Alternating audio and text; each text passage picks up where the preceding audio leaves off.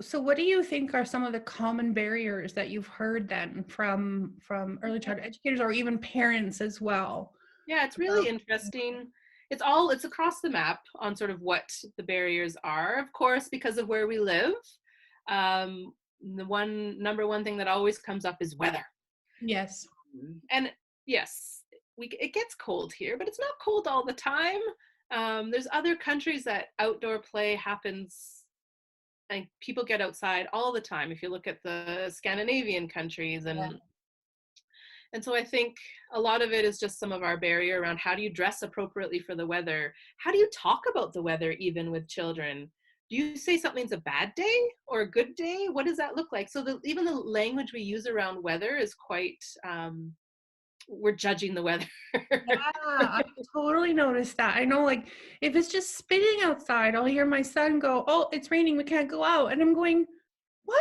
Of Yeah. course we can." Like, and I'm going, "Have I said something?" I'm like, "Where has he learned this?" Because I'm fine with puddles, if we're dressed appropriately. Let's go Yeah. swimming, have fun. But like, yeah.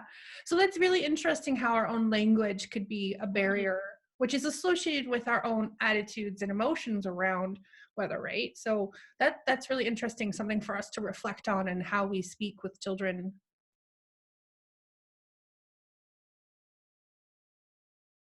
Yeah, and the weather too, people say, well, children aren't prepared for the weather. Yeah. Well, that's communication with parents. And some people say, well, outdoor gear costs a lot of money. You don't really need the fancy stuff. If you do start looking online, you'll be bombarded with Healy Hansen and all these sort of fancy Yeah. brands. And we don't need that to go outside.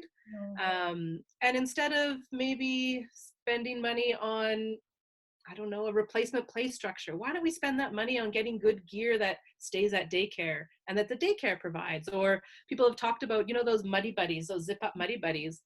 I know programs that have a full class set of those, and they put the kids in those. I'm in Alberta, and yes, we have some cold weather, but sometimes muddy buddies with a good fleece layer is all you need. Yeah. It's the waterproofing that's important. So really thinking the weather isn't going away. It's No. not changing. We can't control it. So how can we work with it? Providing areas in the cold that provide some wind protection. So I know one program, those tents, those sort of carport things, tents. Okay. Yeah. Yeah. They put one of those in their play space because it was quite windy, and when it got windy, it was chilly. So they put one of those up for some wind protection. And so the kids nip in there for a little bit to warm up, and then they can go back out again. So there are ways that we can be creative. Using boxes outside, putting a little blanket in a box that you can kind of warm up in. So there's ways that you can extend your time outside in the weather, and how can you create little micro environments that help protect you from the weather a little bit. Oh, I like microenvironments. I've never heard that before. That's really interesting. Yeah. Huh. So it's like we should be, instead of, like, sometimes we're always like, what's the newest and coolest thing we should put into our environment?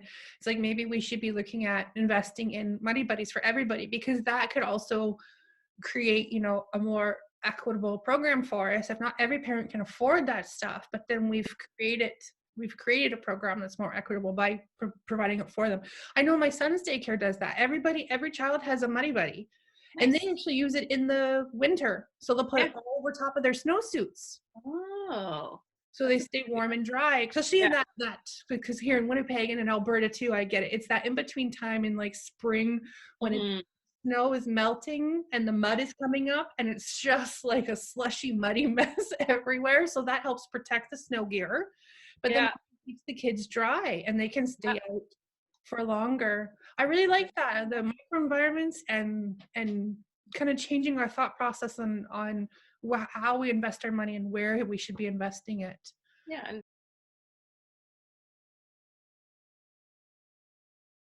And the other thing that comes up quite often in this conversation about outdoor play is that idea of risk. For some reason, we think playing outside is very risky.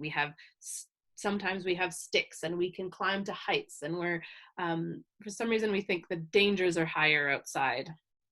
And that's another issue that comes up with educators, and it also comes up with parents as sort of, well, it's dangerous, and maybe I won't go on my big tangent about risky play, but children need that. They need access to those types of environments to learn and grow and build competence in what their bodies can do.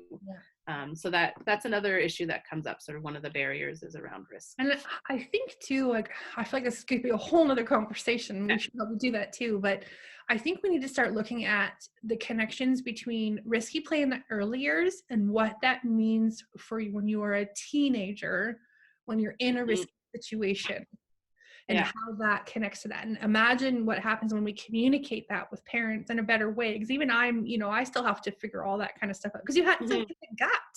You have to be able to trust your gut. And that's what stepping on a wobbly piece of board does, is helps build your inner gut, which can, you know, I think parents would be like, how is that connected to when they're at a party and they're being asked to do something dangerous?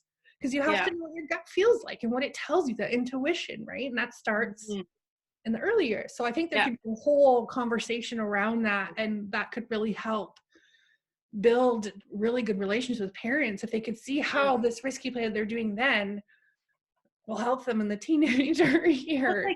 It's like comparing it to anything. It's scaffolding it. So when you're 5, it's standing on a wobbly board. When you're a bit older, it's standing on that branch further off on the tree. When you're 16, it's driving a car. So you have to scaffold that risk so they're ready for that. And we do that with everything else in life. We do that with reading and writing and everything else. We have to do that with how we think about risk as well. And I really like that idea. You have to learn how to listen to your body. That listen to your gut is really important.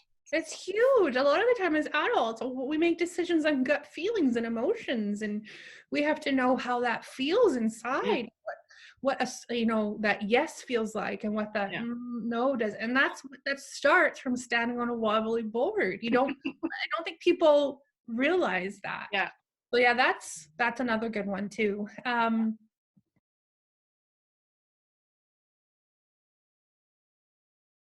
So how can people find you? What kind of stuff because you have some amazing resources on your website. So getoutsidandplay.ca, you can sign up for my newsletter list. And I also have this guide. It's 5 materials to spark imagination and curiosity. So it's just sort of a beginner's guide to some loose parts ideas.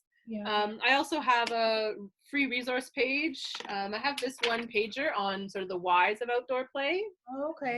So that's available free on the website. There's also one for parents on the how of outdoor play. Super simple.